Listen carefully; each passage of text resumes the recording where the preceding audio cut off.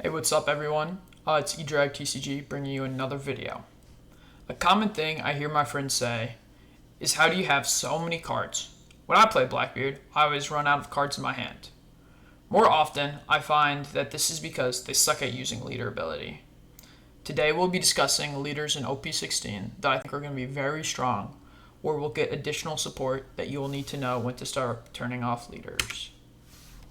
So to get started, let's just go over a quick little breakdown of your leader ability. This requires you to trash a card from hand, and once you do that, it turns off on plays. Not just on your opponent's turn, but on yours, so they won't be able to do on plays from any trigger cards. So, and another important thing to note is that once you start turning off on plays, you have to continue this until the game ends. So doing it way too early just destroys your hand size, and your opponent can starve you to where you have no cards in hand and you can't play. Just a quick side note though, this is not a once per turn. So when you're going for lethal and you got those big Burgesses, you can make them even bigger by finding the highest multiple of 4 you can get to. So to get started, let's talk about the menace of OP15 right now, Purple and L. With Purple and L, you have got to start turning off on plays immediately. Now this doesn't seem as good because they're not doing some crazy effects, but this is because all those little small vassals and the big cards, we don't want them to go hand neutral. Our job is to control them and prevent their hands from getting big to be able to combo whatever they need to remove our board. Next is the deck I'm most excited for next set is Black Yellow Blackbeard. Ideally, you always need to start turning off their on plays 6+, because this prevents them from healing or stacking the life in the way they want to. However, a good caveat to this is 5+ if you have a small board established from Lafitte's and Caribou, is you do not want Wiper to be able to get all this value and wipe your whole board. Next deck I'll be talking about is Blue-Green Luffy. This is very similar to an L. This is a control matchup where they play a bunch of small bodies that draw them a card. As you guys saw from my last video, at the end of a game, a Blue-Green Luffy against me on Blackbeard will have almost no cards in hand, to where I can remove and swing wherever I want and get the value I need. They should not have a lot of cards against you because you turn off early and you do draw card effects. Next is Blue-Green Nami, or Blue-Yellow Nami. You're going to want to start turning off on those 5+ Dawn turns, as this is when that 5-cost Nami from EBO3 starts to come in, giving value, not only providing leader ability for them with the extra Dawn, but also steals your life. With any matchup on Blackbeard, your goal is to stay as healthy as possible until you can begin chaining your 10 drops. So anytime they mess with your life is a no-go. Next is OP14 Black Crocodile. I always tend to start turning off on those 7+ Dawn turns to prevent Miss All Sunday from being able to cheat out bodies from Bon Clay or whatever 1-drop they need. As well as Crocodile, which will stun your Burgesses, which is nothing you ever want to see. But an important caveat on this matchup is, if you think a Bon Clay into Daz Bones will ruin your day, turn it off a little earlier. That's alright to go down a little more. Next is Red Blue Lucy. And this might sound like a matchup like UG Luffy and Purple and L, where you want to turn off early as they can search so much. You're going to go down on value way too much in this matchup when the big thing they're trying to drop are these 7-cost Sabos that will let them play an event and a big blocker. My job is to make sure they have to choose between playing events or blockers. They can't do both. Next is OP16 Buggy. Now this can be a very challenging matchup as you can't control them, but an important thing to do is to turn off their on plays like Crocodile and Buggy, so going at the 4+ Dawn turn. That's because although these cards don't seem very valuable at first, them being able to bounce one of their cards to play it back out allows them to cheat out and Prisoner of Impel down, and you can't let them establish a 6k body for literally free while doing other effects. Next, This is probably the most complicated leader when it comes to turning off leader ability. So you want to start turning it off on 3 plus dawn. Not 3 plus dawn here, to where if they're on 3 dawn, they can leader ability to dawn -1 to play out this blocker promo law to re-ramp.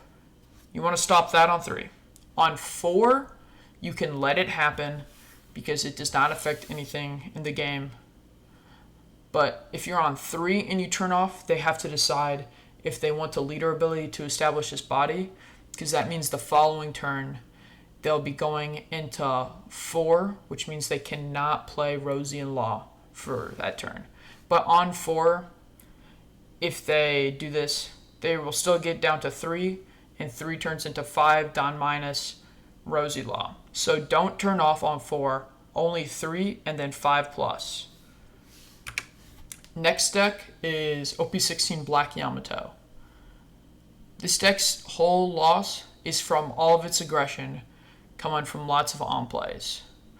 Is you want to start turning off on that 6 plus dawn turn, because the SR Yamato can cheat out this 8 cost Yamato.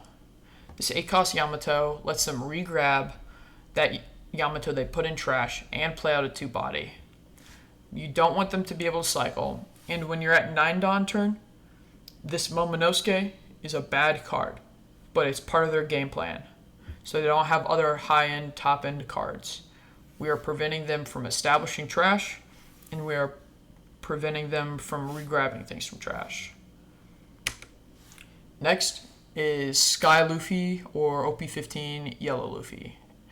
Now this matchup can seem very bad for us, as they can protect their board with leader ability while taking life. So what we need to do with this is to not let them heal. So we are going to start turning off on 4 plus to prevent Zoro, but if you're more confident, you can wait till 7 plus. I always stop on 4 because the worst thing you can do for a yellow deck is let them heal. Next is OP13 Red Blue Ace. Now I got a lot of experience in OP13 plus playing this matchup, and I found that shutting it off at 5 plus dawn is really helpful, as it stops Yamato from drawing cards. This deck can rush you and beat you through on your 10 dawn turn plays, as they can cheat it out 1 turn before you, or even 2 turns using Ion Whitebeard. So preventing them from drawing as many cards while establishing bodies is pivotal. Next is Red Shanks, and this one really strives on playing big bodies and doing everything. So what you're going to want to start doing is stopping on 7 plus, because this is going to stop Beckman from being able to remove whatever piece without activating on KO. But then especially going forward on those 10 plus dawn turns, you need to be careful of the new OP16 Ben Beckman. That'll let them establish a blocker and a 10 drop. Make them drop the 10 drop, and we do 10 drop wars. You cannot allow a blocker plus a 10-12 rush minus 1,000 to your whole board, or a KO. That would be abysmal. Next, the GOAT Hannibal. What a meme. But he can get pretty scary with how fast he ramps. And you're going to really want to shut off on his 5 plus dawn turn, as this buggy is going to cheat out blockers. I don't like that. Or he can play out a Bond Clay, which will ramp him. I don't like that. But the most pivotal thing is you prevent that Magellan. You cannot be letting people adjusting your curve.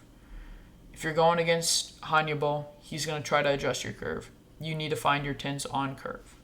So let's stop there. Next is Purple Sengoku, my favorite leader to play against in this set. So they don't ramp at all, they don't search at all, you turn that off immediately. That's because Sengoku's entire gimmick are playing these 3 bum admirals. And the best part about these admirals is he has to Don -8. He's Don minusing 8 to play 3 cards. And he doesn't get on plays. So if he takes your curve and he takes second, You know what you're able to do? You can prevent all ramp, and when he goes to that 8 dawn turn, if he even finds the pieces because you're turning off all of his search, if he finds the pieces, he's going to play these admirals.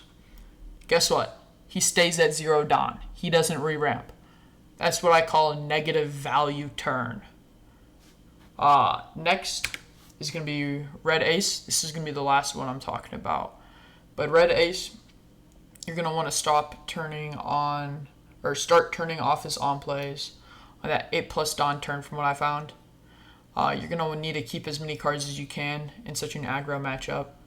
But this new 8 cost 10,000 power new gate, allowing to give minus 6,000 power, that's unacceptable. Don't ever let that happen to you. Stop turning off on 8. Everything else is a draw 1 card by revealing his hand. That's okay. He can do that. Stop letting him get value by minusing your board and being able to swing into whatever he wants though. Alright, so those are the leaders that I thought would be new or improved in OP16 as well as meta dominating, and when you should stop turning off on plays and why. Thank you so much.